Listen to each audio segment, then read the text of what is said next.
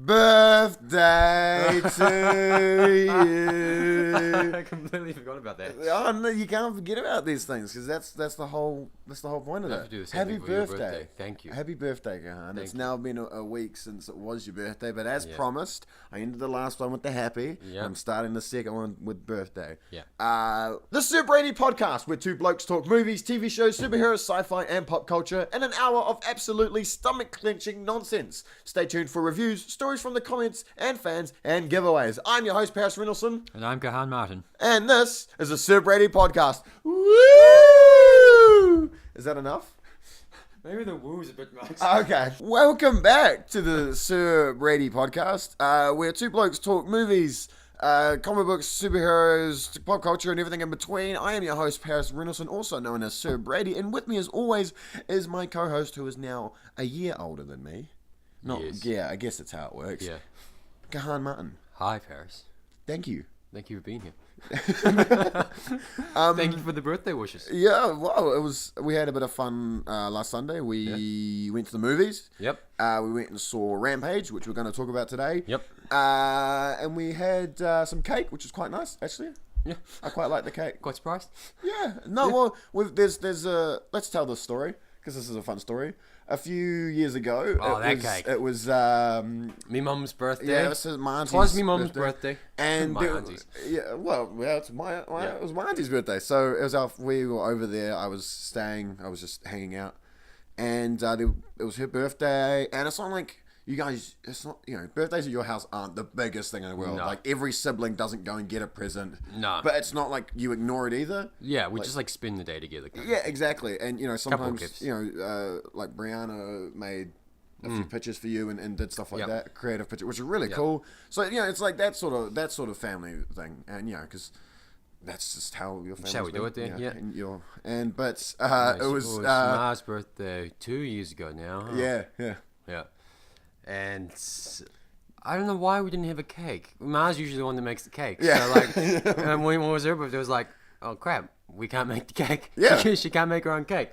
Anyways, it was like 7 o'clock at night? Yeah. Or something like that.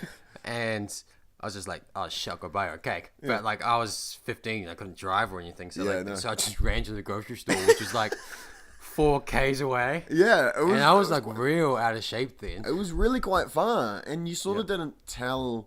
I just disappeared. Yeah, like I asked you. I think I did ask, and you were like, "Oh yeah, I'll just be back." And I was like, "Do you want me to I'm going come?" And you were like, "No, I'm good." Nah, I don't want you to come. Yeah, because usually we'll go to the hoop, Go shoot hoops or go something. shoot like hoops or something together. But he just sort of ran off, and I was like, "Oh, okay, I'll do something else." And then you didn't come back for a little bit, and none of us really noticed initially. But then you were, Yeah. and he came back that. With like 2 cakes on it. yeah, with like these cakes, and we're just like, "Oh my god, right? Yeah. You can't have a birthday without a cake." Yeah. And ever since, it's been quite. Yeah. I think everyone's still remembered. Even my birthday last year.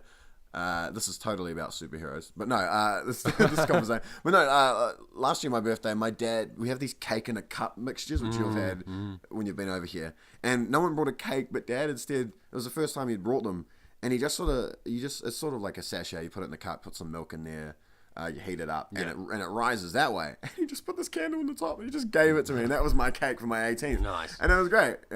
And also, fun. My brother's birthday is just after yours, a few days. We went out yesterday and we had a bit of fun, and there's a nice cake still in the fridge. Yes. So we might have some. have a slice or two. Let's get into the actual reason this podcast exists. The news. The news. Deadpool 2 had its final trailer out. We both saw it. We both had a good look at it. Good look at it. Yep. Did you like it, Paris? I did. I genuinely did. I can't. I've spoken about this before. I'm worried that the comedy in this sequel will be too much of one. Yeah, I had the same weird. We had this conversation about like it's going to be more maybe the balls in your face comedy than the slightly more intelligent or maybe more fourth wall breaking. Yeah, I'm a bit worried about that, but it seems to be that they've grabbed all the bits of comedy that's in the first one and is just rolling with it again. Yeah. I really really feel that it just comes naturally to the production team. Yeah, exactly. Yeah, it's not that like we got lucky with the last one, Banter humor. They know how to write the character. Yeah, and they know what's funny in terms of the character story, which is just it's gives you great confidence going into watching the film. Yeah, and I love the trailer's got the whole like. They went on to, I don't know, like a forum and like, we're looking for superheroes. And then you got TJ Miller and Deadpool sitting there like, well, yeah. And it's quite a fun, like, that's the old school sort of like, I just remember seeing that on like The Simpsons or something, just the old school, like, what's your power? I can do this, I can do this. And then, I can't remember the guy's name, but at the end, it was hilarious. Just some, what's your power? Well, is it Philip or Steve or something? Yeah, it's like a vague, white yeah. guy's name, like Steve, Greg, Philip or something. Yeah. Like, and he was like, "What do you do? I don't have a power." Yeah, and then instantly, it's like, yeah, you're in. Yeah, Deadpool's like, "You're in," and it was funny because obviously before you heard him talking to TJ Miller, but he was talking to all the other characters like Domino and that. Yeah. And like interrogating, like, luck isn't a power. Luck isn't a power. At the end, he's like, you're in. And you're in. But no, I'm excited. You know, I was interested a little bit to see TJ Miller actually in the trailer because he was under a bit of controversy this past month. Peter, that's his name, Peter. The guy's name is just Peter. Yeah, so TJ Miller, I was surprised he was quite heavily in the trailer because he's TJ Miller's. There was a couple of, so he got into he was drunk and he got into was he in a plane? This is it. He was arrested because he was in an airport because he called saying there was a bomb. Oh. But really he got drunk and was just harassing this woman. Yeah. And when he was drunk, he just called the police and said, yeah, there was a bomb. When really he was just a drunk idiot. Yeah. So he's had a bit of a problem there. He could face up to 5 years in prison if he is convicted. So, last film from TJ Miller in a while. Yeah. But no, it was cool to see you got a bit more of an understanding of Cable's role, of Julian Denshin, the Kiwi bloke, Russell, his role in the film. But also you got to see the X-Force. Like primarily the trailer showed the X-Force because you got Domino. You've got, I think Colossus. I thought Colossus is part. I'm not sure if he is. He's an X-Men, but like the team I think will be teaming up with all of them. Terry Crews playing Terry Crews. Yeah, I don't exactly know what he's. I don't know his character very well, but no, I'm excited. I'm interested to see if Stan Lee has a cameo because he didn't last. Zip it, Stanley. That was great. But yeah, I'm excited. I'm genuinely. Excited. And Bill Skarsgård, who played Pennywise, is also apparently going to be one of the X-Force members, but it's under the radar at the moment. Yeah. And there's been rumors that Juggernaut is in a brief clip where Colossus is punching him. Yeah. So I'd love to see Juggernaut. Last time we saw him was in The Last Stand, which was... I'm the Juggernaut. As a 6-year-old, when I saw that was pretty cool. That was hilarious. Now I'm like, that is stupid. Yeah. Like, it was genuinely stupid. But yeah, I'm excited, and fingers crossed it's going to be... And again, Ryan Reynolds and the team over at Fox... I know. They're back on Twitter. They're back on social media. They're really, mixing and matching with different people. There was references to the DC universe, to Thanos. Oh my god, you're so dark. Yeah, exactly. And no, it's it's something lighthearted, and like we talked about with The Greatest Showman, even if it's not the best again, it's a great way to escape, and especially with fourth wall breaking. And Ryan Reynolds is such a lovable. Actor as well. And actually something I liked about was the swords cutting the bullets. Yeah. That was cool because we saw that in X-Men Origins Wolverine, and that's kind of a traditional Deadpool thing. Yeah. But he had so many. Yeah. I thought he was going to miss the first one. Yeah. But he didn't. He got it, and then you just see there's a couple of and him. He's like, "You shoot really fast." Yeah. That was great. Yeah. Christopher McQuarrie, who is the director of Mission Impossible Rogue Nation, I was about to say Ghost Protocol 5, and the upcoming 6 Fallout, has been in talks at the moment to direct the upcoming Man of Steel 2. Which I forgot that Batman v Superman is not considered the second Man of Steel anymore. But whatever Superman sequel, when they get round to it, he is currently eyeballing it. Which I'm awesome. I'm adamant that Zack Snyder is a good director. Yeah.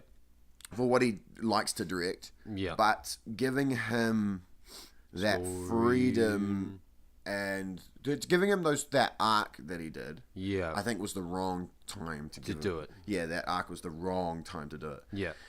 I like we've talked about this to death. I did like Justice League. Yeah. There are lots of elements I like in Justice League. Batman v Superman, not as much. I like Man of Steel. But giving it to Christopher McQuarrie, who's proven himself to be a really good director with the Mission Impossible film. Yeah. And hopefully Fallout will be the same.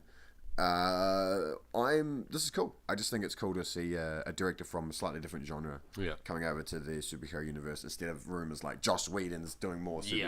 I like seeing different directors who aren't the Steven Spielbergs, which we'll get to later, or the Peter Jacksons of the big ones coming in and doing films like this. I personally don't have much to say about it. Like, I mean, and that's not negative or a positive thing.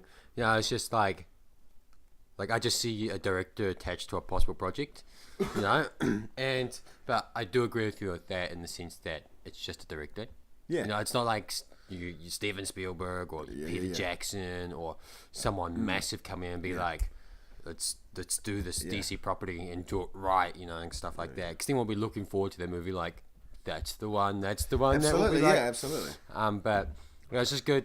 I think it's the same thing with. I'm actually more surprised that there's a Man of Steel 2, and that's not a negative thing. Yeah, because I was kind of like you in the same boat that I thought Batman vs Superman was like a Man of Steel 2. Yeah, because I guess they've got Aquaman coming up, and this Christopher McQuarrie, that sort of response I have is similar to what I had with Patty Jenkins for Wonder Woman. Yeah, I was like, I'd seen Monster, and that's a great film, and I'm like, that's a completely separate film for what Wonder Woman is. And it's that thing where directors sometimes do get just shoved, like actors do, into a genre and forever start looping, making action films or whatever it is. And to see them bounce around genres is exciting. But Aquaman's coming up, Shazam is coming up. They're in the bag. Shazam's filming, Aquaman's finished. James Wan is doing Aquaman. So I think it's just interesting to see the reality. I've liked a few Facebook pages around DCEU. Yeah, and this one of the pages is hilarious because it constantly posts memes about like they're trying to one up the MCU. Yeah, and they're like what the fans see, and it's like the MCU and like, oh my god, the MCU, what's really happening? Yeah, it's one of those weird things, and I'm like, don't do that. Like, look at the reality of the DC universe at the moment. Yeah, you have two very separate films but very unique characters coming out. Yeah, and they're still comparing to Marvel, which at the moment is the only universe who has nailed it, aside from back in the 40s with the original Monster Universe. This is the only other universe Marvel is the only other universe that's worked as well as anything. The Universal Dark Universe did not start. I mean, they figured out how to mix characters together. Exactly. And I mean, we're like, wow, it's a great feat but once you think about it, it's not that hard, you just, and the thing is... Okay, it might be a little hard. Well, I mean, it would be hard, but it's not, but it's just, like, you would think that you just make a film for that film's sake, and then later on the line, I mean, you don't lay plot holes and plot points where you're like, 3 films down the line, that's going to come in and it's all going to make sense then. They just made an individual film. And because that's how Marvel treated Iron Man 1. Exactly. The individual film, if it did great, that's great. But Incredible focus on this film. Hulk was the same, with the Captain. And I think that's just how Marvel did it. They let it grow naturally. And that's also how it appears. There's a bit more in the Kong movie, but Kong Skull Island has a bit of Godzilla references in that. Obviously, they're leading to do a thing later on. And they did it very similar.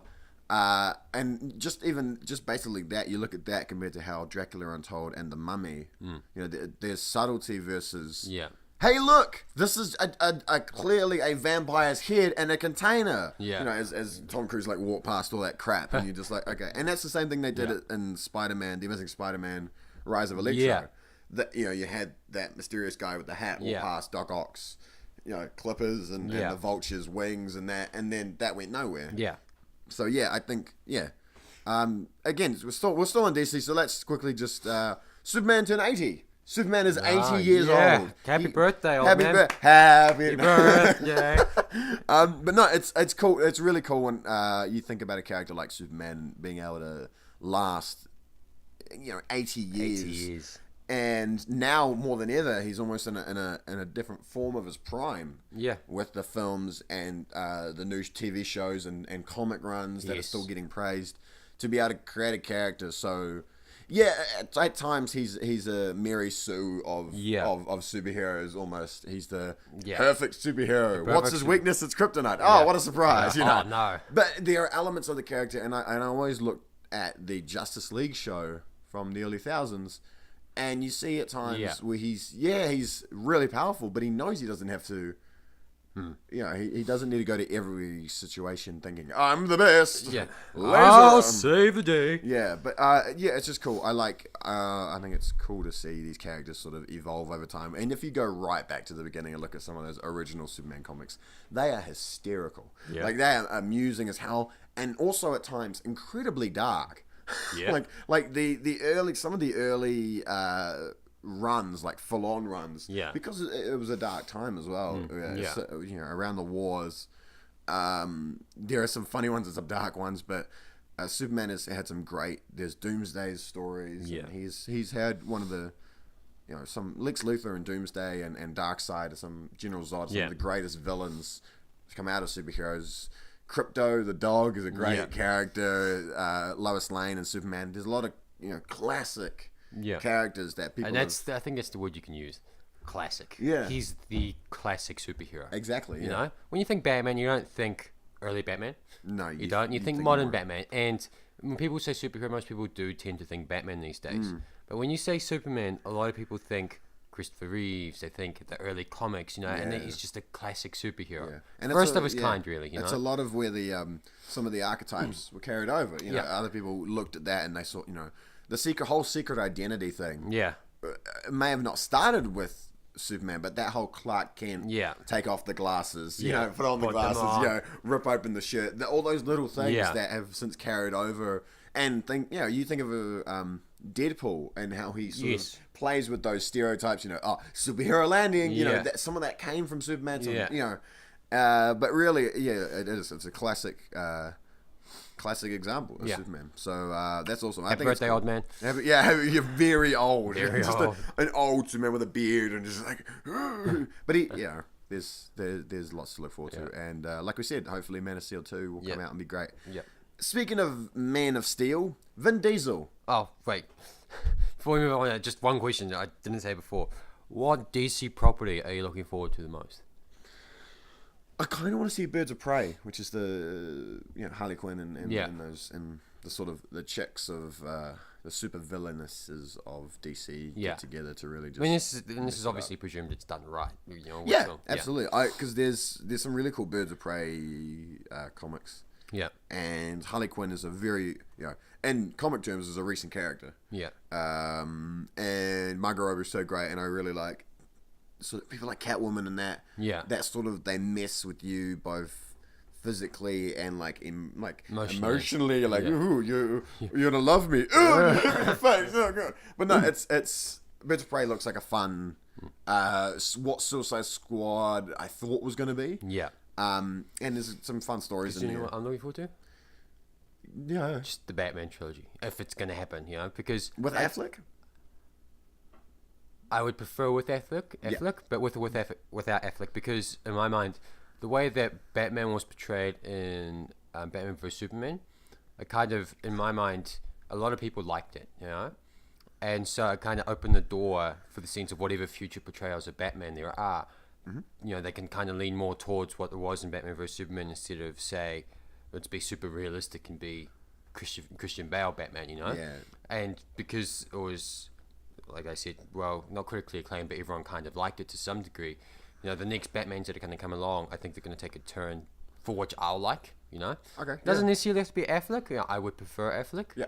But there are a couple of actors that I would also like to see be Batman. We all do, but... Yeah, absolutely, yeah. Yeah. Me. No, I'm definitely the what's that photographer from Superman's run? I'm definitely that guy. If I'm anybody in the comic universe, but yeah, okay, no, absolutely. There was also rumors which I just skipped about Joe Manganiello talking about Deathstroke, and he's talking to Ben Affleck about the film and that. But that's cool. You ruined my segue. Speaking of Man of Steel, Vin Diesel. It's not a bad segue. I'm going to give it my couch when it comes to rating. No, Vin Diesel now owns the right to the Triple X Xander Cage franchise. Yeah. And on top of that, the other news was a sequel. Yeah. First things first, I've only seen the first one, and I've occasionally grabbed bits of the Ice Cube one. Yeah. I didn't see the latest one. No. Did you see the latest one? Parts of it.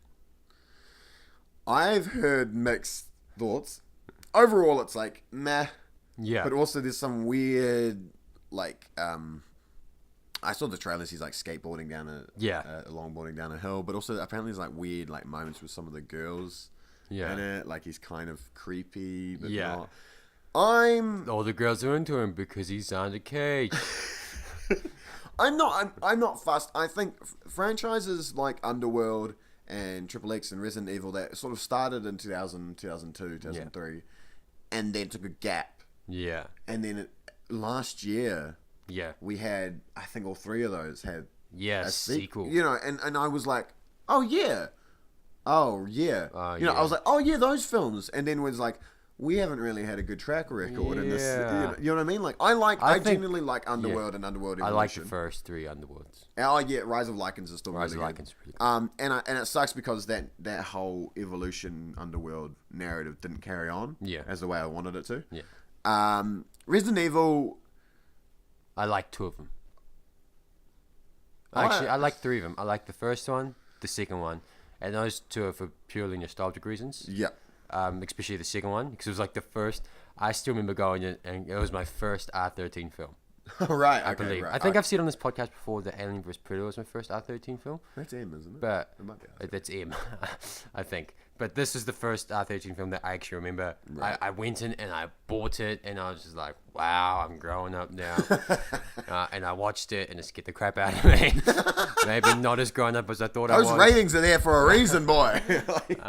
And so it has a nice place in my heart. And I don't mind the desert one, whatever the one the desert one is. That's the third one, yeah. Was it the third one? Yeah. I don't mind those ones. Yeah. Apart from that, it got a bit ridiculous. Because we've sat through them before. We've chucked them on and done a binge watch, and I think you get kind of you get a it's not Mia Jakovic.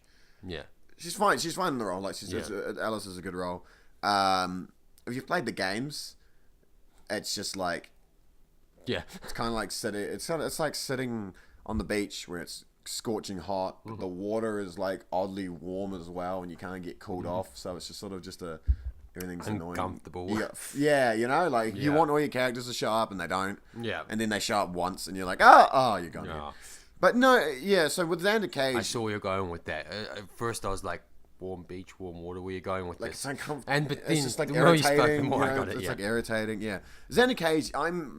Personally, I'm not interested. I'm just Vin Diesel's seems to be stuck in his franchises. Yeah, no. Fast and Furious. I didn't see 8 because I thought 7 was a great send off. I thought 5 was a great send off. 6 was just lucky that it had a nice little one more ride. 7, in honor of Paul Walker because I enjoyed his character in the franchise, and also. Because you said to me, you don't consider anything beyond 7 Fast and Furious. No, 8 and Jason Statham and Dwayne Johnson's spin-offs that they're doing. No, I don't. Yeah, I'm kind of geared for X. I like both of them. But I like both. I will probably see those ones, but that whole narrative from Tokyo Drift that they then went on to do. Yeah, it was done. I mean, I'm not necessarily looking forward. I mean, I can't say that I'm actually. I don't actively watch Vin Diesel. Okay. You know, like, I don't think I've actually seen him in anything in the past few years that hasn't been Fast and Furious. I don't think he's done much. I think he did that witch. I didn't catch that witch thing. I didn't catch the Sound the Cage thing. And I'm pretty sure he's done a couple of other ones, maybe. But I haven't. It's only been those ones, you know. And that's mainly because I'm not inclined to Vin Diesel. It's just as a person, he's not an actor that I really, really like, you know. But. You know, so it's not a lot of skin off my back. It's like, sure, Mr. Diesel, if you want to make Xander Cage films until you die, go right ahead. Just find a way to fund them. And 80 years of Xander Cage. Next time we're like, it's 80 years of Xander Cage. I remember when he was classic. But yeah. I mean, I won't watch them, but I won't bitch about them either. Yeah. Okay. Yeah. It's someone else's cup of tea. Yeah. Okay. Simply cool. that. Yeah. Steven Spielberg. Let's go back to DC because we don't usually talk about DC unless we're ranting. Yeah. Steven Spielberg, as a really director, you may have heard of him. No. What's he done? Oh, I don't know. Jurassic Park is the one about dinosaurs. Isn't that Jurassic World? Someone's like, what? What did he say? What was that? Is developing a DC Comics series called Black Hawk. Now, a little bit about Black Hawk, based off of me Wikipediaing it 5 minutes ago and now researching it into the search bar. In Wikipedia. To my knowledge, and I know this, Black Hawk was originally created by this guy, Chuck. I can't read his last name, so I'm not carrying on. It was done by a group called Quality Comics up until the 1950s. It started in 1941, went on to about 1956. And then DC Comics purchased it in 1957, 58, and then did a bunch of series right up until the mid-80s. Almost like a G.I. Joe kind of thing. Yeah, so they did a series right up to the 80s. It was about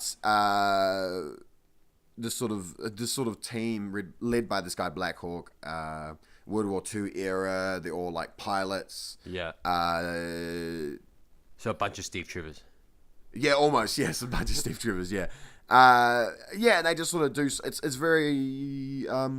It's G.I. Joe. G.I. Joe meets World War II. Meets World War II. Yeah, it's that sort of like pilots and sort of going out to save the world. Not to sound like a dick, but like almost like all Americans save the day kind of thing. Yeah, but it is that era. It's that era. It's that era. Yeah, it's that era of like it's patriotic. It's that patriotic. Yeah, it's a very patriotic military kind of thing. Yeah, so the comics spawned off a few of those early radio series and novels and little film serials. And sort of it's been stale the past few years, and there's been reattempts in the 90s to bring it back. That was when Steven Spielberg was initially approached and talked about to do a film. Was in the early 90s, which obviously didn't happen. The New 52, which was the 2011 reboot of everybody in the DC universe, which has since been retconned. Yeah. There was a Black Hawk series, which had no connections to the previous one and was more of a DC's version of Shield. Yeah. A slightly more superhero version. And it sort of did okay. Like the people who knew the old Black Hawks sort of just they were like, oh, okay, this isn't this is just a different thing. But as a film, I feel Steven Spielberg is more than a capable director for it. I feel it'll be. He's one of those actors. Sorry, one of those directors that I think he could take on any project, and he's, I don't want to say revolutionary enough, but you trust in him enough to be like, you know what, I'll give this one a go. Like if he decided tomorrow to do like a romantic comedy with, I don't know, Katherine Heigl and Vin Diesel, and I'd be like, what the hell? I would never watch it. But then you hear Steven Spielberg, so we're gonna be like, yeah, I'll probably go watch that. Since after I saw Ready Player One, a romantic comedy with Katherine Heigl and Vin Diesel. Jeez, that is the worst. I know. They're worse than Geely. She's apparently just. She's apparently diva to work with. Like unbearable at times. But no. After Ready, I was a little bit nervous heading into Ready Player One. I've spoken about this, how it's because Spielberg. His movies are still great, but it's almost that point where they're becoming passable. They're so great that there's not, because we're so used to hearing Spielberg and thinking how he revolutionized film with Jaws and Jurassic Park and all these other films where, Indiana Jones and things like that. And he made a new era of filmmaking with a bunch of shitty sequels as well, like Jaws 3D. But and then in the more later years, things like the Abraham Lincoln one, the War Horse, The Post, they're really solid films. Yeah. But also there are elements that there's no new element sort of introduced. Also, those are all biopics as well. I just mentioned, which is the other thing. He went and did a few biopics. The BFG was sort of fun. I got a glimpse of that and I watched that and it was pretty fun. So, but Ready Player One, some people were thinking, because he said he never wanted to do a video game adaptation. Yeah. But then he goes and do a book adaptation, which is about video games, and people were like, this is it. This is his straw. But it was really good, and I genuinely enjoyed it. So, Go ahead, Steven Spielberg. He's also now the first director. Go make that rom-com. Yeah, he's the first director to pass $10 billion at the box office. Oh wow, really? So he's the first director to do that. I thought Cameron would have done it because of 5 films he did, which all seemed to reach like a $3 billion each or whatever. No. But no, Steven Spielberg is now the first director to pass $10 billion at the box office. Cameron's got to be next. Yeah, surely. Unless Michael Bay somehow pulls something out of his ass in China. Oh, that's a good point. Michael Bay might actually Those be Transformers second. movies got a huge amount of dough in China. But yes, so I'm more than happy. It's like I've got to say. I'm happy. He could do it. Go ahead. If I say no, he can't do it. It's all about us. But yeah, I don't know enough about Black Hawk. Yeah. Between now and when it comes out, because he's doing Indiana Jones 5 next. That's his next project with Harrison Ford's coming back. And maybe Anna Kendrick's going to be in it. There's rumors, of course, that she's going to be the next Indiana Jones, and let's make it a female. And I'm like, fine, just write original shit. But by the way, I've got to redeem something. But on the previous podcast, me and Paris are bitching about Ocean's 8 or whatever it is. Did we? Yeah, we talked about Ocean's 8, and we're like, how they're just replacing it. Oh, right, our misogynistic. Yeah, yeah. We were wrong. They were their brother and sister. Who are? Danny Ocean and the main character, is it Sandra Bullock or one of them? No, she was in the last. She was in the other ones. I was gonna say Julia Roberts, but she was actually in the. Yeah, well, one of the characters. Bullock. Yeah, they're the brother and sister. Yes. So we weren't replacing Danny Ocean. We're just simply sidestepping and giving him his sister. Matt Damon's gonna be in it. Really? Yes. Okay. What were we talking about? Black Hawk. Go ahead, Spielberg. Mulan. Yes. Sorry, I was talking about Indiana Jones. Yeah, Indiana Jones is next for Spielberg, and then he'll do this. Which, hey, that'll be fun.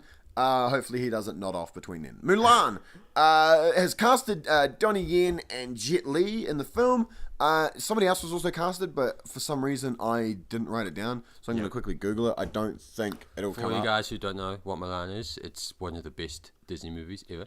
Yeah, so we talked. There's a few weeks back. Go check out our our favorite traditionally animated. I was going to do the plug-in, man.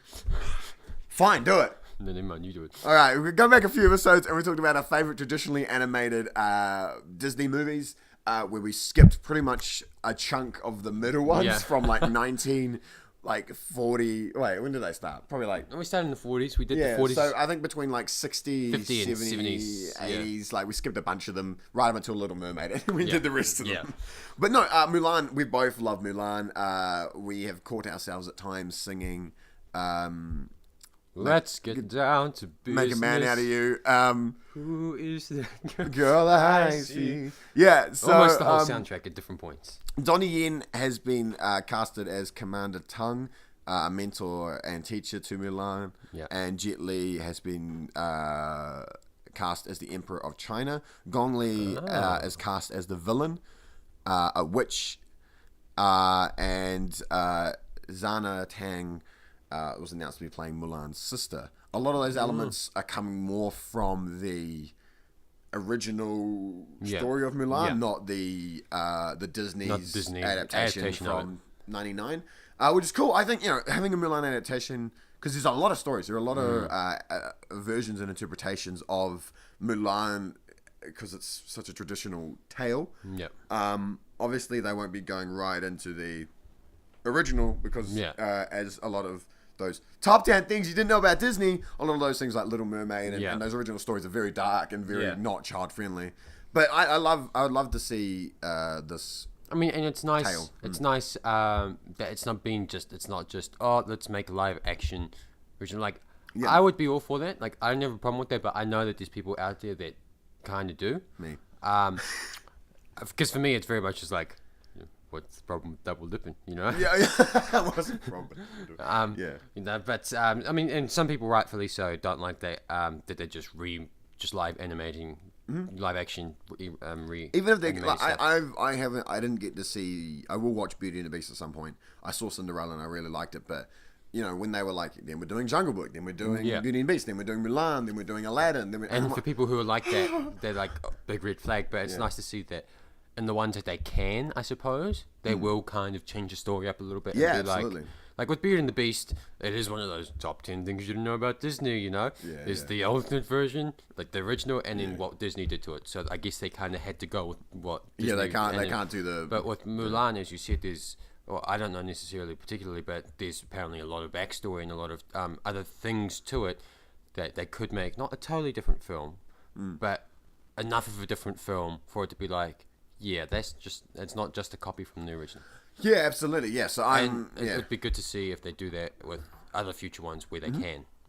And again, this is another great example of a film that can do really well for Hollywood sort of twisted ways in the sense that Black Panther came out, and we're hoping that it just sort of it changes the way casting works in the States, because at times casting is just whitewashed. Gods of Egypt. It's just whitewashed to death, and hopefully Mulan may also help, because the Asian strengthen community, that. Even though it shouldn't be an argument, strengthen the argument that they shouldn't just whitewash you. Absolutely, and I watch a lot of one of my favorite YouTubers on the platform is Just Kidding Films. Yeah. And there's people like Bart Kwan and Joe and David So, and they've done a lot of sort of short filmmaking, and they're making a film at the moment. I remember them talking about Ghost in the Shell. Yeah. Last year and a half. 2 years ago. 2 years ago. And it's that other thing, everybody, all the minorities, everybody should be treated equally when it comes to the casting process. Yeah. You don't need to always cast the white man as the lead. You don't need the funky sidekick to be a gay friend or your token black guy or whatever it is. All those characters can be different because that is an accurate representation of people. Everybody's different. I don't want to go more into that because that's not fun. No. Finally, last bit of news, Lucasfilm... It's like bitches about what's wrong with the world. Yeah, what's wrong with the world? It's probably Trump. Lucasfilm have... one of their VFX supervisors, Ben Morris, who works at ILM, was in an interview recently, and he talked about how all the lead actors have digital scans, recreations, have all got them. And this goes back to the arguments around the morality around recreating actors after they pass on. This started at the end of 2016, where Rogue One came out into theaters, and Grand Moff Tarkin was in a few scenes being recreated after Peter Cushing had passed away back in the I think 99. And obviously Carrie Fisher had been turned younger, and within the sort of week within each other, Carrie Fisher passed away. Which led people to speculate and talk about, what does that mean for Last Jedi? We then learned that she had filmed everything and it was fine. But then we thought, what does that mean for the following film? And what does that mean for other actors in the franchise that have passed on, like Alec Guinness? And what is recreating? What does that do to an actor in general? To the point where now, we've talked about this before, some contracts, it's a part of your contract now when you sign onto a franchise. Yes, no, can I be brought back to life when I am dead after 20 years? What Ben Morris tried to point out though about this taking digital scans of people is not for recreating them. It is for helping out with digital edits later. When it's Star Wars, you're in space. If there's the scene that he referenced was the scene in The Last Jedi. Spoilers ahead if you haven't seen it.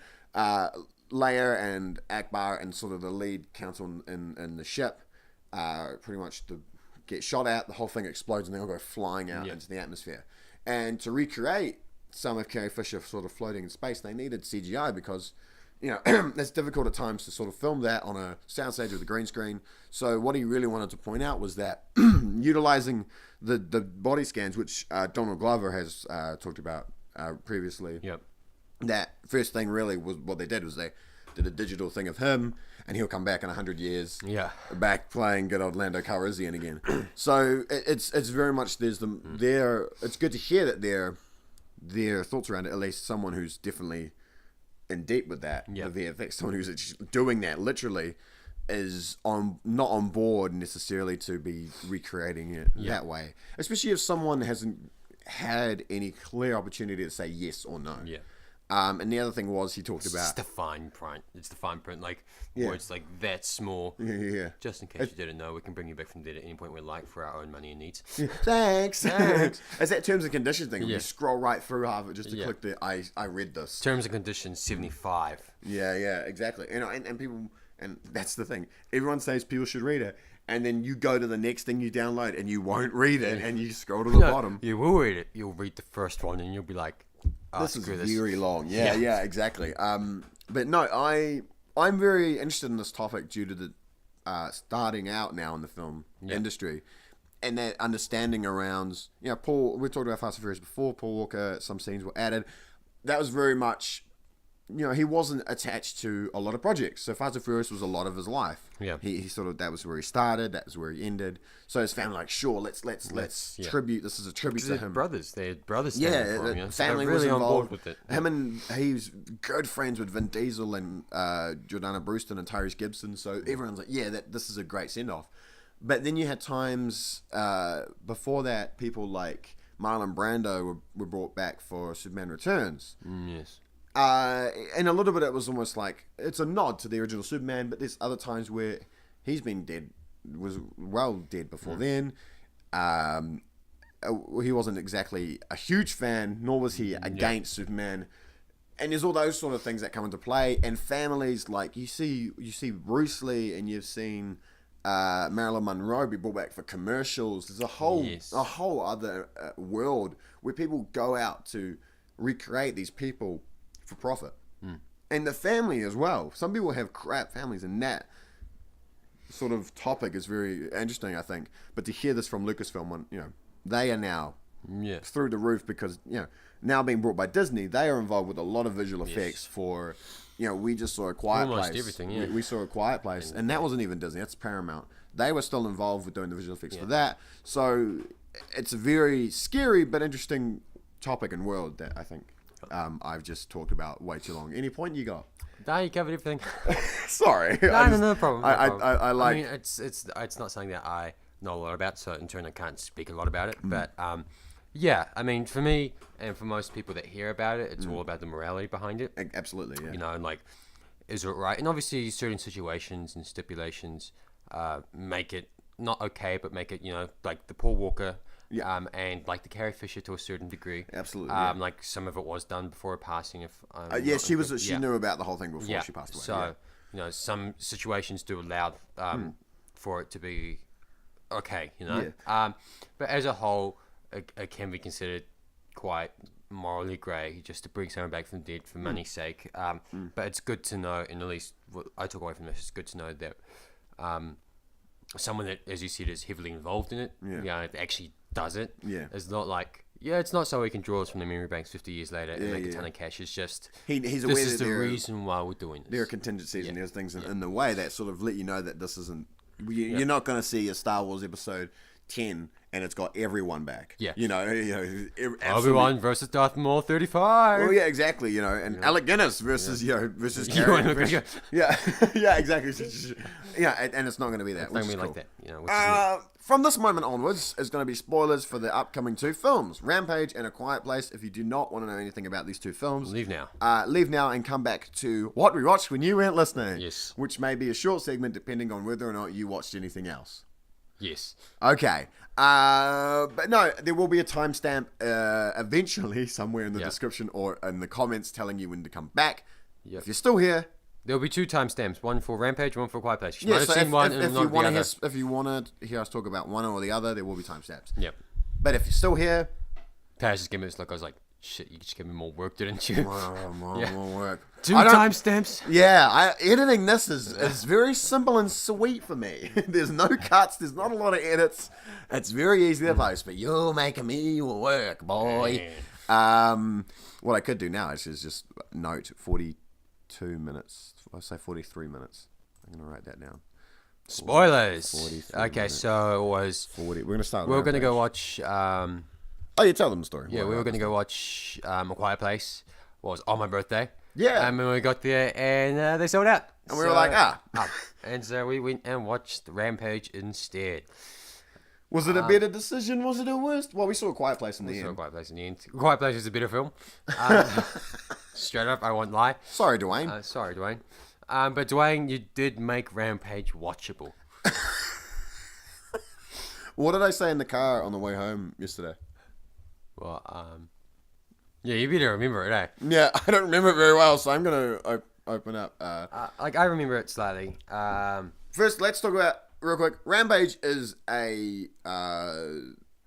loosely based on a video game series from the 80s, an arcade game called Rampage, which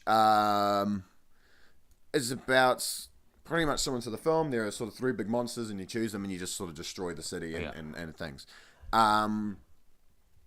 It's this specifically stars Dwayne Johnson, Naomi Harris, Joe Manganiello, and Jeffrey D. Morgan. And do I have to do anything else? No. I think that explained it. Yep. It's technically a superhero. A video game adaptation, and because of that, it is the highest grossing domestic one in the United States. Yeah. Wah, wah, wah, wah, wah. Yeah, Dwayne Johnson works with a ape. Yeah, a giant. Not a giant though. Just no, he works with an ape. George. His name is George. I'm trying to think big gorilla of the albino. Yeah, George is a big albino gorilla. Yes, I was trying to think of it. And anyways, there's this space station, and they're working on this this toxin almost. Yeah, and okay, space station blows up. 3 of them fall down to Earth. 3 little containers containing this toxin. George, the ape, the wolf, and the crocodile, respectively, all inhale said gas, and they start growing and becoming large. Yes. So they get angrier. They get, and they start smashing and destroying things. Boom. There's your plot. Boom. What it does as well is because it's continually mixing their genome. Yeah. They're confused. They get more sort of angry, like you said. And as they grow bigger, they sort of develop more and more and more. Yeah. There is a villainous agency, which is run by that develops that toxin. Run by Millennium Ackerman, who plays Claire. Yeah. She's a woman responsible for the infections of and the her animals. doofy brother. Her brother, yeah. Seriously, one Brett, of the worst performances I've seen in a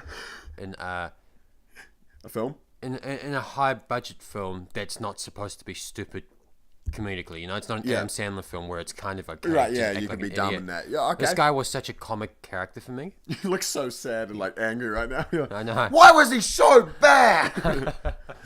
It felt so out of place. He felt annoying. He felt annoying, and he felt like he just felt like a comic, and whatever scene he was in, he just dragged. You know how great people accelerate people with them? Yeah, absolutely. He's the opposite. He kind of dragged everyone in the scene with him down, and that's why, at least in the first half of the film, for me, it was a tale of 2 films.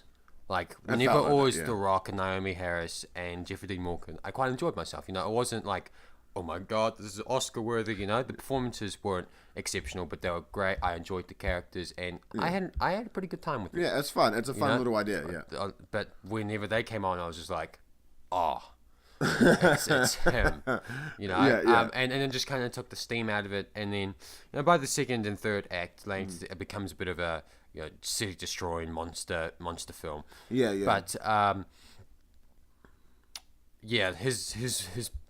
his part in the film kind of just hindered it, Yeah, his presence was very odd. But I mean, as I said, I did enjoy the Rock's parts and Jeffrey D. Morgan and Naomi Harris. I've seen them all act better, but it's not like they act terribly shit in this. It was fine. And popcorn flick. I sat down with my popcorn. I had fun with. I'd say half of it. I had fun with half of this film. Actually, I had fun with 75% of this film. Just whenever that doofus wasn't on screen. Yeah, my thing with this film was just that it is what it is. I wasn't. What's the term? It's sort of that. It is a Transformers film. The last act is Transformers. The first act sort of feels a bit like Rise of the Planet of the Apes, with the sign language between the owner and the ape. It's all about internet. It's all about interaction with the animal. Exactly. And the middle felt a little bit like Godzilla from 2014. Yeah. Where you had sort of from afar, you had these military groups sort of observing in the forest these animals sort of like going wild. So it felt like 3 other films, and that made it predictable for me a little bit. I was like, oh, this is. And then the last act felt like Transformers. Exactly. Again, it took place in Chicago, which is where the third. And the thing is, I like 2 of those 3 films, so I'd like most of the movie. Yeah, so like it took place in Chicago, the last act. So the scenery, the literal visual scenery, looks like Transformers from the third one, and because it's a giant ape and a giant wolf and a giant crocodile tearing down buildings, and a couple of military guys and Dwayne Johnson with a gun or whatever, it had that sort of similar vibe. It doesn't mean it was a bad thing. The audience is, I think, if I saw this when I was between 8 and 11, like your favorite film, it would. Yeah, I would love it. I would have thought, yeah, this would be on every other thing. George. Yeah, I would be recreating it in the backyard or whatever it is.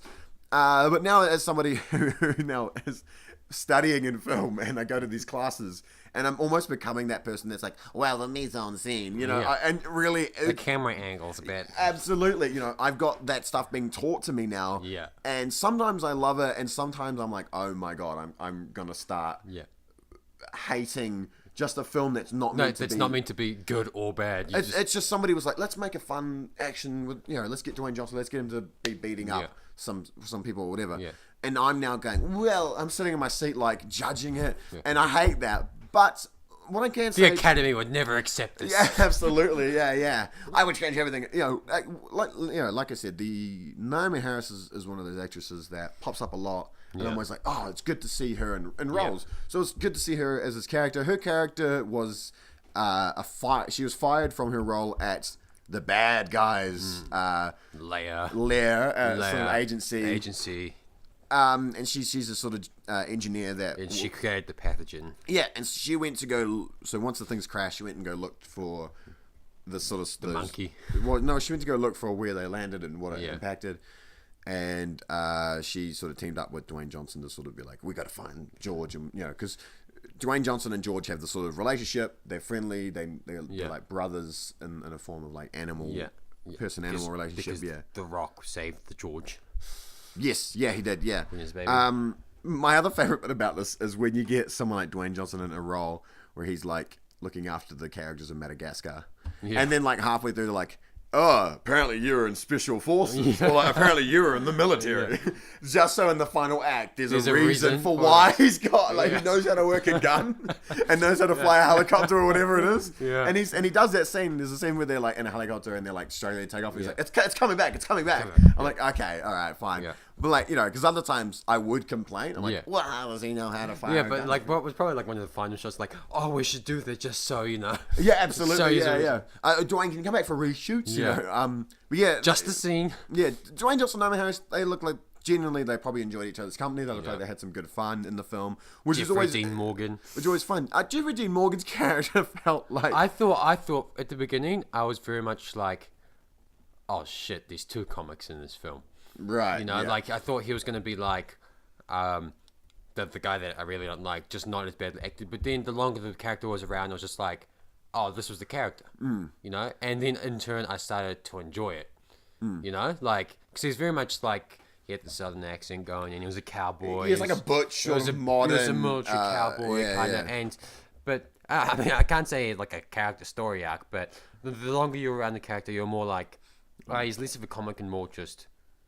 Like, it kind of, being around him more kind of made you believe he was what he actually was. Yeah, exactly. His character was that thing where, with a longer runtime and maybe a more detailed script, you would get a better feel around his sort of arc. His arc was more or less just like, he's a government agent who had heard about these apes and these things destroying shit, so he was like, we got to kill them. Yep. And then he meets Dwayne Johnson and Naomi Harris, and from a paper standpoint, it's like Naomi Harris... got fired from her job. Yeah. Why should I trust this person? Yeah. Dwayne Johnson was like trying to stop police from doing their job. So from his point of view, it was like, these guys aren't really the greatest people. But then he learns why they're doing what they're doing, and then he helps them out in the end. Actually ended up being my favorite character. Yeah, and that's what I like though. He was genuinely like, okay, I'll help you out. The other thing obviously is he just broke a bunch of rules and his own thing. Like, he defied all his orders and he just like helped them out. But no, it was a neat little arc, and something generally I don't recall seeing very often. Yeah, someone who you establish as your villain initially. Yeah, suddenly ends up helping you. Yeah, and your villain is sort of just the monsters in the end, which it's a fun little arc. I quite enjoy it. Yeah.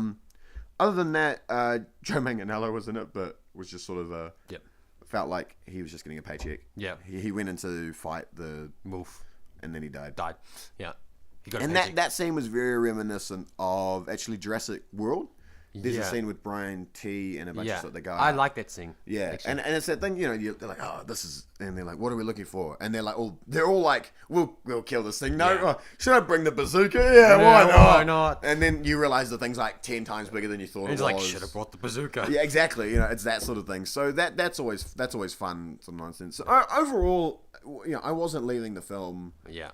Yay or nay. And again, it's that understanding what I was going into. Yeah. So I'm not challenging my brain or forcing myself to. You were not like, why isn't it like I thought it would be? Exactly. Yeah. So I went in there knowing. Oh, you're not like, wow, it's way better than I thought it would be. You just kind of go in knowing that like, I'm gonna go sit down. I'm gonna have my popcorn. I'm gonna have my drink. Absolutely. Yeah. And I'm just not necessarily turn your brain off for a little while, but you're just gonna sit down and watch something mindless for a little while. Exactly. These are the films that sort of pioneered the 80s. Yeah. Things like Running Man and The Commando and things like that with Arnie and Stallone and what everyone, Dolph Lundgren and people like that. These are the films, and Dwayne Johnson just gets all of them. Yeah. But these are the films that sort of fueled the 80s where your kids will grow up and be like, oh, we'll bloody chuck on a Rampage. Because like, what's a Rampage, Dad? And then they put it on and it's like, oh, cool. This is kind of like what I watch growing up. Yeah, exactly. It's that sort of thing that'll happen. So this was more than if this comes on, going back to my reviewing thing. Yeah. If I wake up in the theater and this is on, when I left, I was like, no. Yeah. In retrospect, I probably might sit there again just to see if I enjoy something else out of it, or whether or not I'm just like, yeah. For me, it depends on what scene. If Doofus is on the screen, I'm walking out. If he isn't though, and the first scene I see isn't got him, then I'll sit down and I'll stay back. Yeah, but the thing is, Naomi Harris, Jeffrey Dean Morgan, and Dwayne Johnson are likable actors. Yeah, and they play when they play their characters, they really make them enjoyable. So you can't argue in that sense. The writing isn't trying to be more than what it is. Yeah. When you're basing it off an arcade game, which would have been in that era. And I mean, it's very much a film where it could have been like someone could have been down like, isn't this just human nature? Yeah. Aren't we all animals at the end of it all? It didn't do that at all, and I can respect it for that, Absolutely. But, the arcade game that this is based off of was in the era where there was only like 2 buttons to push, and you had the little joystick to move you around. You know what I mean? Yeah. Where the mechanics were very simple. Yeah. And to try and be like grab a story out of something very simple, you either go extremely the wrong way, and you make something completely absurd, or there's more 3 ways. One, you could just make the most technical thing ever, or you just go this route, which is just getting something simplified and then arcing it, sort of. Yeah. It's like blowing up a balloon, pretty much. It's a little balloon in the packet at the arcade. Okay. Dwayne Johnson. That's how it works. Okay, I can kind of see where you went with that. Analogy. Otherwise, it's the other thing I think its length was fine. It was just over an hour. Yeah, that wasn't too long. An hour and a half. Yeah, it was an hour and a half. It was fun. Yeah. Welcome back to those of you who didn't want to listen to our Rampage spoilers. Yep. And for those of you who've just been sitting here and listened to our Rampage spoilers and heard me go, welcome back. There was no cut. I just awkwardly changed my tone. Yeah. Although, welcome back. Welcome back. For those of you who don't know. Or, wait. Goodbye. Oh, goodbye for those of you who wanted Rampage spoilers, but not a quiet place. Yeah. Go home. Yeah. What's the timestamp? 48. In a minute. But yeah, welcome back and goodbye. And goodbye. Anyways, oh, did you know? Welcome back. That's. So we finally, what was it yesterday? Yes. We got around to watching A Quiet Place. At a cinema that did not rebook, that was not full. Yeah, that was the funniest thing. We went to 2 different theater complexes, and where we saw A Quiet Place, and we were like 3. There was like just a couple of groups of people just slotted around everywhere. It was like, what? We had a whole row to ourselves, pretty much, and this is the big complex. Yeah. This is our biggest theater, second biggest theater in Wellington. Yeah. What's the biggest one? Embassy. Oh yeah. The whole row's empty. There's like, you got 25 seats in the row. Yeah. We're in 3 of them. The rest of the row's empty. But still, the seat I was sitting in was terrible.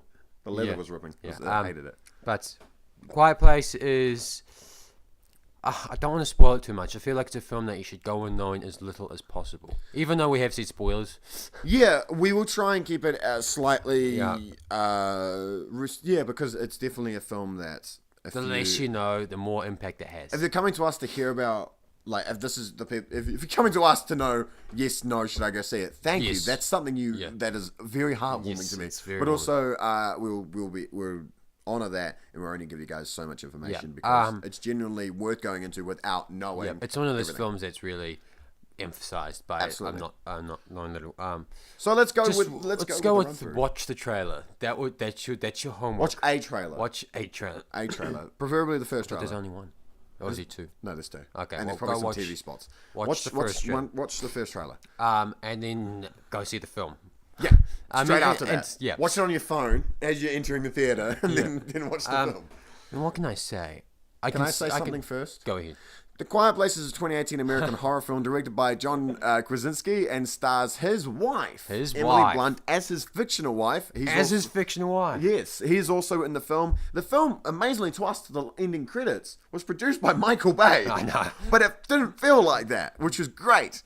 The film also stars... how do I say her name? Millicent Simmons, who is a deaf actress who plays the deaf daughter, and also Noah Jupe, who plays Marcus, their eldest son. It is a very small cast. Yeah, very small cast. There's only 5 people credited, or 6. I think it was 6. Yeah, which is it's small cast, and it was great. Now go. I just want to do that. Let's start off with this. I've seen this 100 times before, not 100 times before. But why have you seen atmosphere and the things that aren't spoken say a lot more about a film than the things that are spoken. Correct. Yeah, that is and absolutely this true. film, labeled A Quiet Place, there's a lot of non-spoken parts, and my God, is it great? Absolutely. Yeah. It's this can sound like kind of weird, but it's great having a film where you don't hear the people speaking all the time. Mm-hmm. Where you kind of have to fill the gaps yourself.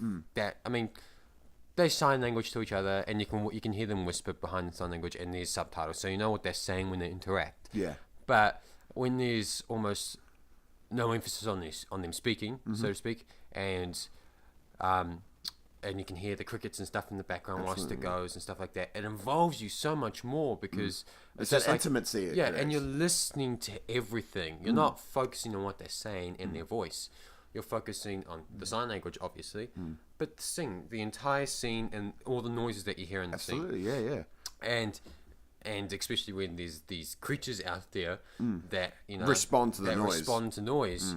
You're even more invested. You're like, what did I just hear it? Or did you just make a noise that would make them hear it? Because the way the sound is done, which I applaud the sound designer.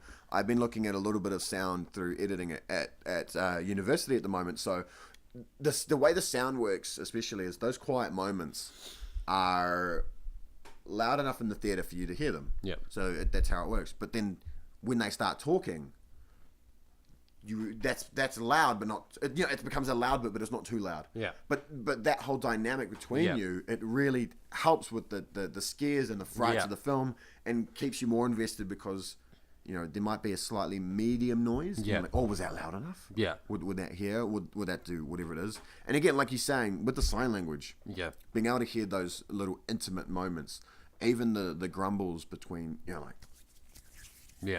with your hands or whatever it is. Hopefully the mic picked that up, otherwise it's just a bit of silence. Yeah. But so those little noises that you make, genuinely, it's a very human thing. So when you're in a theater listening to that, it's a very human. Yeah. It's something you react to better than if you've got massive explosions happening and a conversation happening at the same time. Yeah. And the other thing I like with a sort of intimate film like this is the emotiveness that an actor has to do.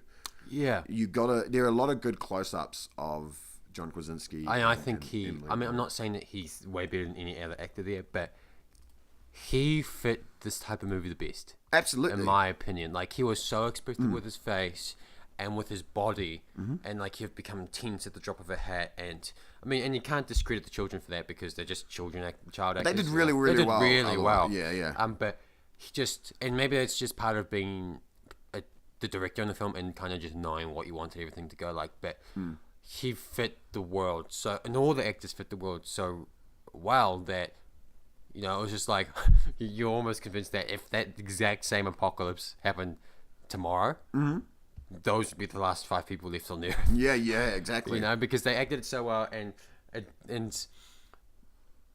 was just so convincing that it was almost like they spent like there's a scene obviously where it says 487 days or whatever it was. It meant that obviously 487 days had happened since it started. Yeah.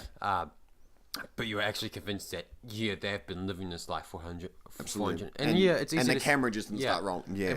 And I mean, it's easy to say that because obviously the actors and their job is to act, but it's hard to explain. But there's almost another level below that. You know, they everything about it and every way that they act it is just so completely convincing that it's just absolutely to all of them. And for John Krasinski, who I'm going to talk a little bit quickly, I only knew him from The Office. Yeah, and that's a comedic show, and you know the American and both the American and British version. You can talk about their differences and their similarities. Still, it's a comedy. Yeah, and John Krasinski isn't a like completely new face to action and thriller, and you know if you go through his filmography, you see there's the odd film. Didn't you do what was that war one?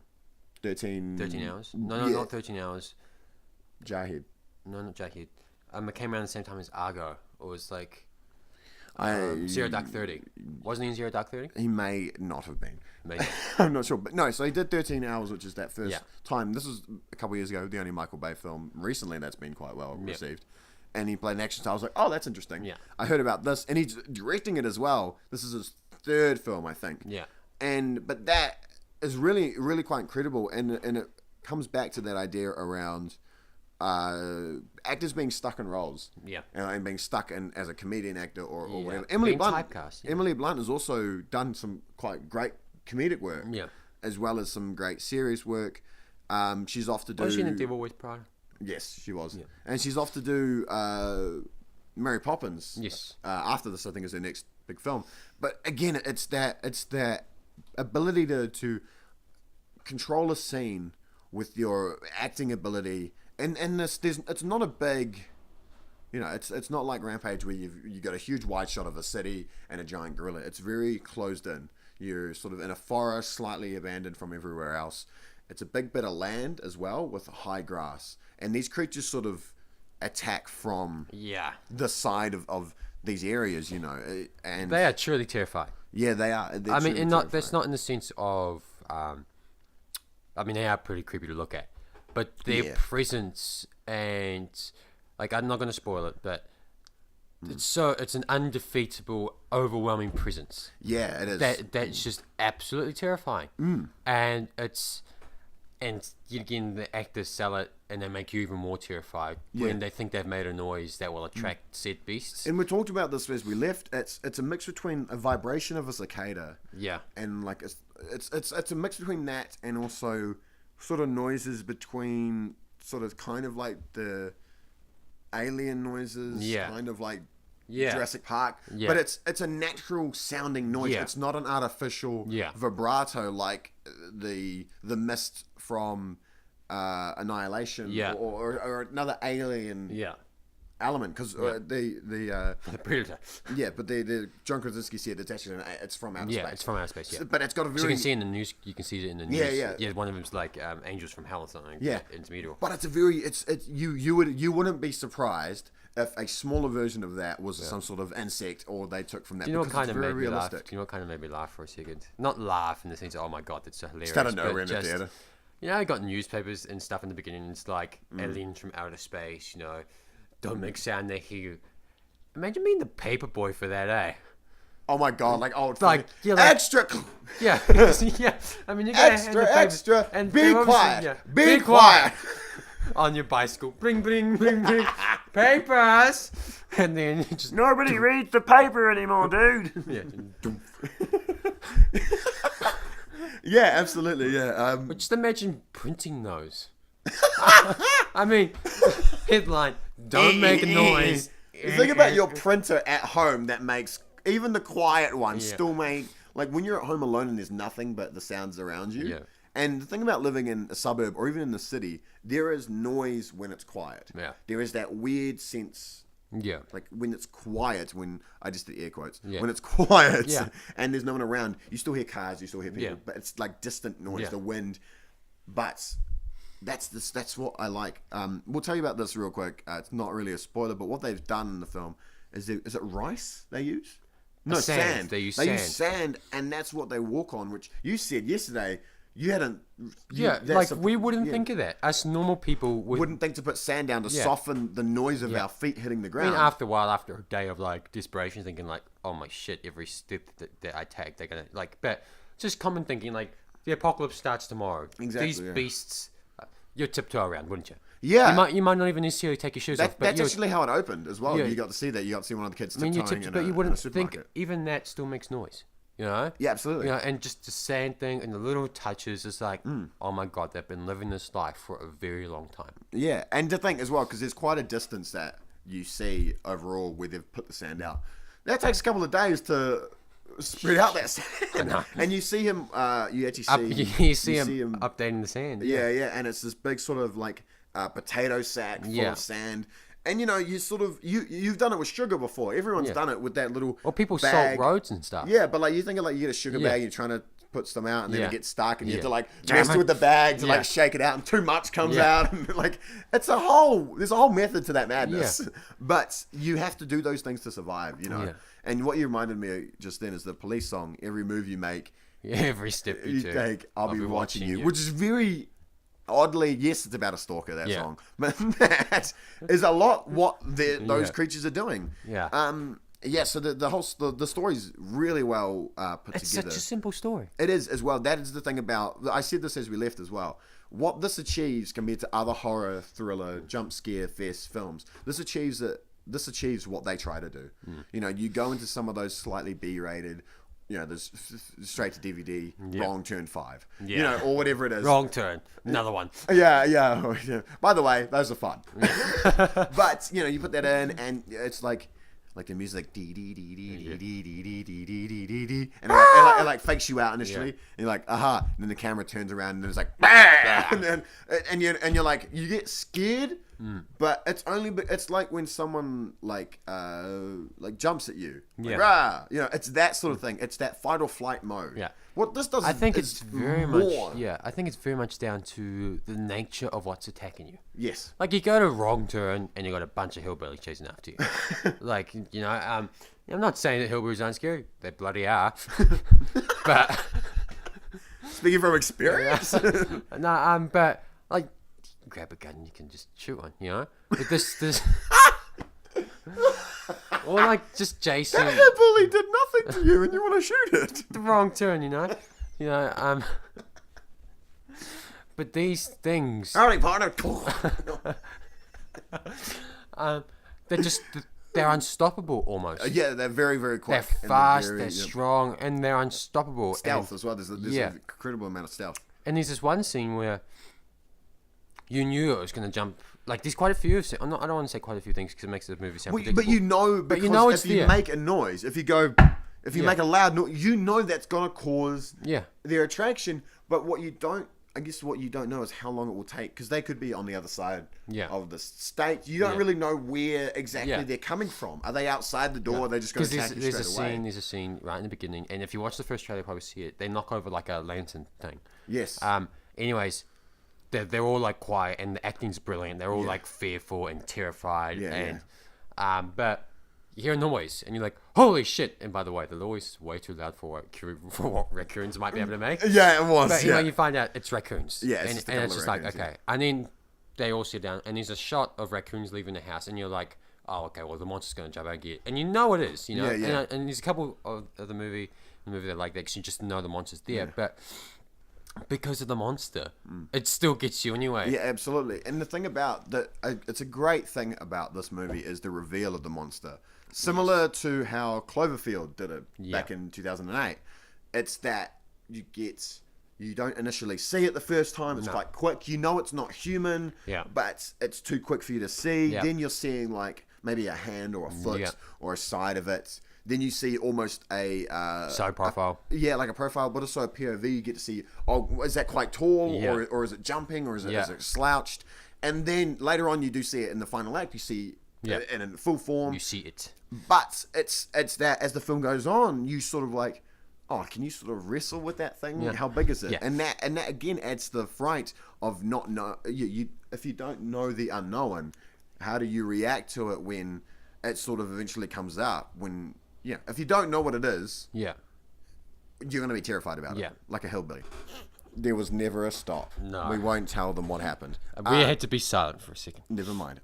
Yeah, and that's really how it's, how the scares, how that helps scare you is Yes. by not knowing exactly what that creature looks like. Yeah, I mean, it gives you nothing. And for most films, you're like, well, this is crap. We're starting from nowhere. You know? Yeah. But it also doesn't do the problem with a lot of horror films where it just overly fills you in. It's not like a post-apocalyptic and you hear over the radio some track from when the invasion start happened, like, you know, aim for the head, you know, stay inside kind of thing. 'Cause you see a couple of films where they actually do that, you know? Yeah. You start off not knowing, you start off quiet, and just from the get-go, you know that you're in for something that you really haven't seen before. Yeah. And that's the other thing. Some horror films, it's the beginning. Yes. You think of a Halloween. You think of any of those other horror films. You're starting from the start, where it's like the opening scene is like you walking down the street with your best mates, and everything's great, and you're okay. Turn around and he's got a mask. Yeah, exactly. And then you get killed. Yeah. And then later on, more people get killed. Just stab you like you get killed. You get killed. I recreated it. But this puts you in the get killed. you get killed. But this puts you in the middle of it. You know, it opens about 80 something days in. Yeah. And the world's already shit. Yeah. And you're like, oh, what happened? I know. You know, and to have it's a post-apocalyptic element to it, you think the whole world's got to be. You think it's something like The Road, Yes. or just a lot of those sort of post-apocalyptic Children of Men, where the whole world has collapsed and just gone to shit. and it's gone, and that sort of scares you as well, because to have the world that you live in gone, you know, you put yourself in their shoes. Would I be with that family surviving? And the idea for me, we sat in the car on the way home eating food, and we were quiet for about 5 minutes, and I was almost dying. Yeah. I needed to speak. Yeah. I needed to do something. Yeah. You know, The cool thing is the story. It tells you the story. They're not verbally speaking it. Like you see what the monsters are like. Talk. You know, you see what the monsters are like. You see how they interact with each other. You see how it all starts out. Absolutely. You know, through the newspaper clippings, like they came from space. Yeah. Humanity lived a little while whilst these things were on Earth, because there's like a bunch of newspapers about them. And then eventually it's like you see a bunch of newspapers over time. Yeah. And then one of the last ones is like, oh, you need to be quiet. Yeah. You know, and then because some of them were like, New York is on shutdown. Yeah. I mean, and it's an evolution. And so it's not said to you. Yeah. You know, you visual cues show you. There's a scene where he lights up a fire, and there's a bunch of other fires that light up too. You know, and it's just like on the horizon and that. And it's like, oh, okay, there's other survivors. Like, no shit, it's pretty obviously there are others, but it's not like, the people down the road on the other side. Yeah. They were like this, they were like that. Linda and Mark got killed the other night. Yeah, so they No fire. more meatloaf for Christmas. Yeah, you won't see the fire. Yeah, exactly. You know, and it's like, obviously that one was pretty on the nose, but these little signs throughout the film that let you into the environment, that let you know how just what the world's like, you know, exactly, and it doesn't do all the speaking for you. There's like 2 minutes of speaking in the entire film. And my other favorite bit is there is no. In some horror films, especially classic horror films, there was that stereotype of most characters are scared, and then there's one that will save the day. But none of them. Everyone's scared at something. Yep. Everyone is scared of some element of it. Yes. You know, this doesn't spoil it, but the kids are obviously scared of the monster. John Krasinski and Emily Blunt, they're scared For their children. They're children. You know, exactly, and that is such a humanizing element to the film that none of them will. You don't from the get go. You know, like Emily Blunt or John Krasinski or a third party, And the way will be the one that's like, I've killed the monster. And they never actively look to kill the monster. That's the cool thing. Like, there's a scene where John, how do I say his name? John Krasinski. He picks up a shotgun, but never do you think, oh shit, he's gonna kill the beast with the shotgun. Yeah. You still think, shit, that shotgun's gonna make some noise. Yeah, you do. Yeah. You actually think, shit, he's gonna shoot one because he knows there's a scene where there's like these 3 in the area. Yeah, he's got a whole whiteboard of sort of what's their weakness, and it's got the information. And he's like 3. He knows that there's at least 3 in the area. Yeah. And you're like, there's one, and he's like, he's going to the area where your last thing is, and you're like, shit, that shotgun's gonna make some noise. Yeah. You're not like, oh shit, he's gonna fuck it up. Yeah, exactly, because you've been previously told that there's at least more than one. Yeah, and then you're like, oh my god, he's gonna shoot that shotgun to make noise, and he's just gonna get swarmed by the other 2. Yeah, absolutely. You know, so if there's only another 2. Even when there's someone's in a position of power, they still feel powerless, and that goes to show how great it is. Yeah. But, okay, super spoiler alert. Super spoiler. Yeah, if you don't want to know anything, please, if you're going to go watch this, do not listen to the next part. Timestamp. I'm writing it down. What does it say? Okay, cool. Go. I cried when he died. Oh. You know? I mean, and that's a testament to how well crafted this film is. It involved you in the character so much, and I knew his death was coming. Did you? Like for a very long time, I knew that obviously someone had to die, so it was just the type of film, and I knew that it would be him. It was that blood-curdling scream that got me. Yeah, it was just so obvious, and I didn't cry in the scenes like I bawled my eyes out, but I felt tears forming in my eyes, and I choked up, and I was just like, wow. I'm like, this movie is something that very few movies, that they involve you so much in the character that it's well acted, the scenery, and you're like, my God, I'm devastated. And I was absolutely just like, sucker punch to the gut. And it was just, and as I just said, you know, it's a testament to how well constructed this film is. And do you know? Yeah, it is really that. Do you know my other favorite bit? Another spoiler for those of you who are still here with spoilers. Their conclusion was that the thing for the deaf girl. This is terrible. I can't remember what it's called. Her hearing aid. Her hearing aid. Almost. Yep. Or her cochlear implant. Yeah, even though it's not a cochlear implant. It's a bit of an implant. The new ones they have there that goes right up to the back of your skull, which connects to the part of your head that helps you listen. Has got some amplifiers on it, which it's a frequency. It's a frequency that reacts with the monsters, and it kind of because they're sensory based. Yeah, exactly. So it they're messes like with bats. them. Yeah, they're like bats. So it messes with them, and it hurts them. Yeah, you figured that out. They figured that out earlier on, and eventually the sort of last bit is they're going to use it against them. That is the end sort of closing bit. But what I felt was that these monsters are still so powerful enough that even if you get one, you may not get the rest of them because you don't know if they die. Yeah, it's sort of like moved. Because at the end minute. of the film, anyway, she's got the hearing aid. The hearing aid, and they're armored. That's one of the things that he knows. They're armored. So obviously some humans have gone at them with guns and it hasn't worked. Anyways, she the cochlear, or the implant, or whatever you want to call it, goes off in a frequency, and they like have a seizure almost. Yeah. Anyway, around their face, their face opens up. It's like it's a weird thing. There's not really a human version to it, so it's just a weird. Some plants do it. Yeah, they sort of open their leaves. Anyways, the armor comes away from the flesh. And anyways, so it has a seizure, and then Emily Blunt character just shoots it in the face. Obviously, when the armor's gone, and it kills it.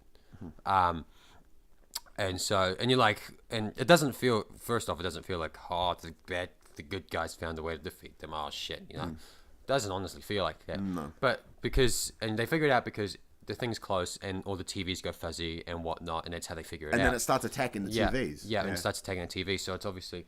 But anyways, the thing dies. She shoots it in the face. The thing dies, and then the TVs. And then the cameras, because they've got cameras around the compound that they're in, their farm. Yeah. The other two are they're just bolting for the house. And I wasn't exactly sure if they were two of them. Yeah, I mean, may have been more. We know there's two of them. You know, at least two of them because you killed one and you three confirmed. But you're like, shit. I don't know if they'll make it. Yeah, can you verse two of them with that same idea? Yeah. Does that work? Yeah, exactly. You know? And it's just like, and it's just, wow. It's very good. It's a very good film. And it still feels hopeless. Like even if they beat those two, you're like, well, it's still hopeless. They're not. I don't think humanity's gotten to a point where they have the means to actually eradicate it. Yeah, absolutely. You know? Yeah. And welcome back. For those of you who didn't want extra spoilers of A Quiet Place, let's quickly finish A Quiet Place. Yeah. What are we at? 1:23:05. I'm gonna write that down so I can write it down later. I'm gonna get these timestamps right. Right. But yeah, I mean, great film. So, And yeah. it's definitely going to be in my top 5 films by the end of the year. Yeah, I just think absolutely, because it's the way it's done, the way it's made, and the way it's acted, and everything about it involves you into the film and emotionally tethers you to at least a character or an aspect of it. At least it did for me. Yeah, absolutely. And it's just truly horrifying. Yeah, it is. Yeah, it is. And what I like, what I'm gonna say is the time. It's not too long. It's not too short. It really gives you a good amount of time to learn the character, learn the antagonist, the aliens, learn the environment, learn the rules of the world. Yeah.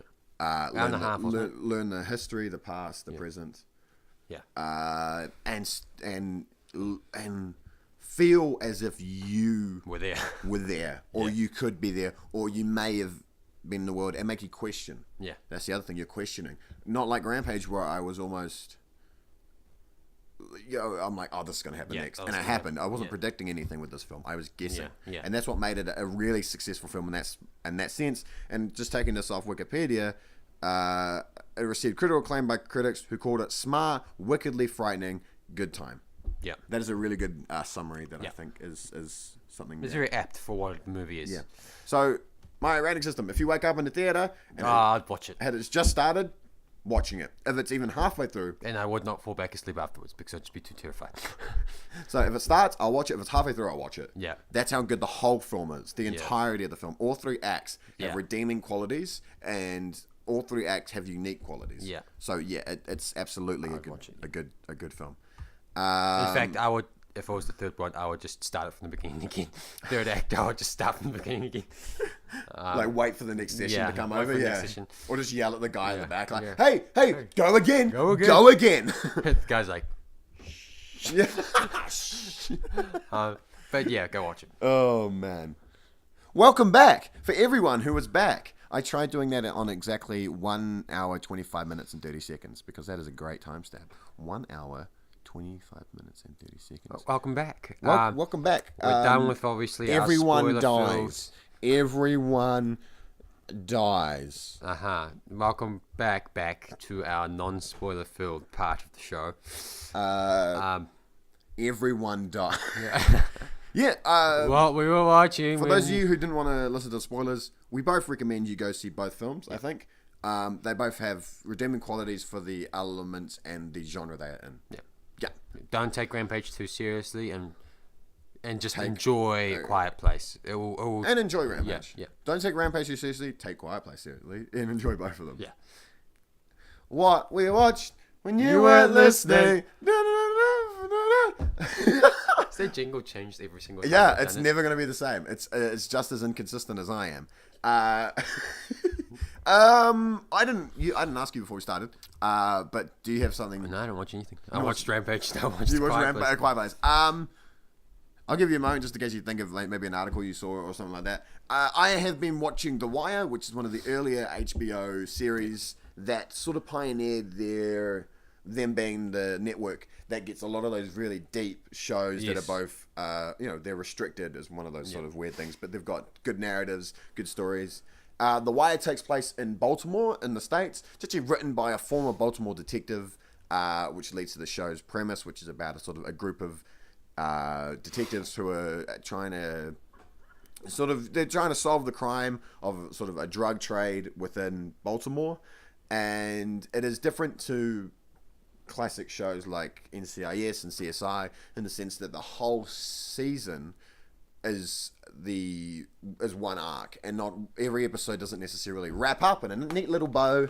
It's very much each episode has problems and issues and pros and cons.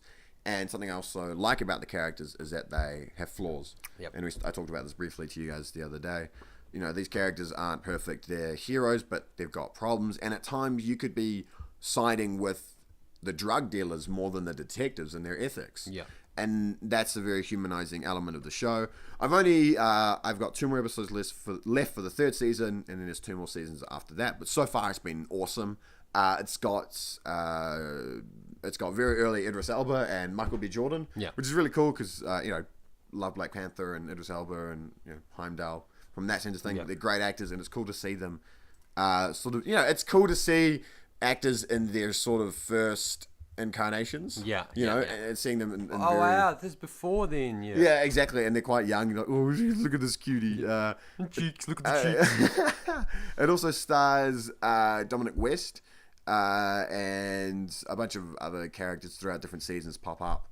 But it's got a huge cast, and it's also got different, there's the specific drug groups, there's different parts of the departments, there's different hitmans, and so you got different parts of the Baltimore sort of crime elements, the drug traders and the city governments and the education, the schools of bureaucracy, all those elements. And it's really, really well written, and all of the series have got unique arcs, but also they tie back to other things, and it's just... I really admire it. It's made me really. We talked about this the other day, but it's an urban life. Yes. So you got people on the corner, and they're like, do you want some? Yeah, I've got some crack, man. You got some crack. Everybody on a corner I see now, I'm like, I know you're selling drugs. They're not, but I'm like, you're selling drugs. I'm on to you. Yeah, I'm a detective, and like I'm now like when I sit in the car in like the car park, I'm like looking past everything, like like I'm on a stakeout. I'm like, ooh, I see you. I'm like following someone into a store. I'm like, I shouldn't be doing this. Yeah. Every step you take, like I'm doing that. But no, it's a really great show. I recommend if people enjoy it. To me, I compare it to a crime novel. Yeah. A thriller novel. That's each chapter. It's each episode's a chapter within an overarching story. Yeah. You have to sort of some episodes feel they're all an hour long. About 58 minutes roughly. So like some parts of the episode are quite long. There are also quite a unique technique in the show, is there are sort of takes that dwell on a character. They sort of hang on a character a few seconds longer than you would expect. Yeah. And it's in after moments of maybe somebody's accidentally killed someone else, or they've just realized that they've had weeks of work that's gone to shit, and they sort of just hold on the characters for a minute. And whether or not the actors are aware that they're still being looked at, or if they're in character, it works. But for some people, things need to be like 1,000 miles a second. I need to know this and this and this, and they can't wait to the next episode. And this show has that feeling because it's so drawn out that you're like, is he gonna die? Yeah. Is he gonna sell the drugs? You're almost waiting for the last episode. So you watch 5. And like within you've only got maybe you're about to go out for dinner, be like, no, one more. Yeah. I gotta watch one more. Unfortunately, it's not on Netflix. I don't bootleg it, but I've been bootlegging it. I'm very adamant about not illegal downloads because it ruins the system or whatever. But if you have the HBO subscription, it's on there. It's just online. It's also on DVD and Blu-ray. Yes. What did I watch when you weren't listening? But no, it's great. Check out The Wire. It is a great show. It's finished as well, so there's a clear beginning, middle, end. Yeah. What did you watch when we... I rewatched something when we weren't listening. What did you rewatch when we weren't... If it's The Greatest Showman, I'm going to sock you in the nose. No, it wasn't The Greatest Showman. Bones. Bones? Yeah. Right. Like, and it just popped in my mind because you were talking about The Wire, and I was just like, do you know what's the exact opposite of this? Bones. For you guys who don't know, Bones was on TV up until a couple of years ago. It was on for quite a while. About 12 seasons. And just think CSI, just a bit more lighthearted, I suppose. I mean, and it's not going to be slightly different element as well. It's more element, on the decomposed. Yeah. Anyways, it's everything the Paris show isn't, and not in a negative way, but it's the opposite. Like his is like a bunch of things drawn out over like a season. This is a new crime every single. This is a neat little bow with a little arc that sometimes goes through it. His is very serious. This is very dry. It's very wishy. And it's very lighthearted. It's that late night TV show. Yeah. But I mean, not everyone has one, but most people have one that they really, really like. Yeah. I won't say Bones is it for me, but I really do enjoy Bones. Bones is quite fun. It's quite fun. It's got David Boreanaz in it. As Booth. As Celie Booth. And Emily Deschanel as Brennan. Yes. Or Bones. Bones, yes. I mean, and a bunch of others. It's not going to go into too much detail because it's just it's really simple in your explanation. Like there's a bunch of characters. They each have the kind of like part in a department. And and they each have like one's very witty, but in that case, like one's a conspiracy theorist, one's like really good at his job, but he can't fit in socially, obviously. But it just hits the right marks for me, you know, and I can just enjoy it, and I can watch episodes away. Yeah, one of my favorite characters was John Francis Daley's character, who was the sort of he came in as a doctor, a psychologist assigned to Booth and Brennan as they were sort of building a romantic relationship, but they're really, Booth is sort of, he's the detective. Because Booth works for the FBI. And he comes in to help these cases of dead bodies. And Brennan is this forensic anthropologist who's just like weird. And she's like got no people skills. Like she'd go into to a consoling family because they're investigating, and she would be like, okay, well, and obviously it's like the person's daughter or something. The person's too decomposed for us to tell. Like that, she'd legit say that. It's not because she's a bitch, but she's just like facts, facts, and they're completely opposites in sense of how they go about things and whatnot. And I really like the chemistry and the interaction, and it's a really fun show for me. And there are a lot of things. I really like TJ Thine's character. So Jack Hodgins and Angela Montenegro. They're because Angela's Bones' friend, but she's the sort of like, honey, like you gotta, it's okay to feel that way. Go out, live life, have fun. She's sort of like your character in the sense that like you could be her. And Jack Hodges is almost like a nerdy, like works with minerals, and he's like, he's almost like the wacky scientist. There was another character, Zach Addy, who was in the early seasons. I won't talk about his arc, but he's got a very, I think, a great arc. It was in the early few seasons, and a very risky arc. But it was awesome. And he's like really good at his job, but he's got no social skills whatsoever. Exactly. He's like the cliche, like so intelligent and like almost nerdish, but he can't interact with someone for like. But they all play off each other very well. Camilla. Soroyd and she's like the kind of like the boss. She becomes the boss in like the second season. She sort of overlooks everyone, and she's sort of like, if they're doing weird stuff at work, they're like, stop it. We'll hang out after work. She's your friend outside of work, but she's still your boss. She's still your boss. And the whole show was pretty solid. I do prefer the first half.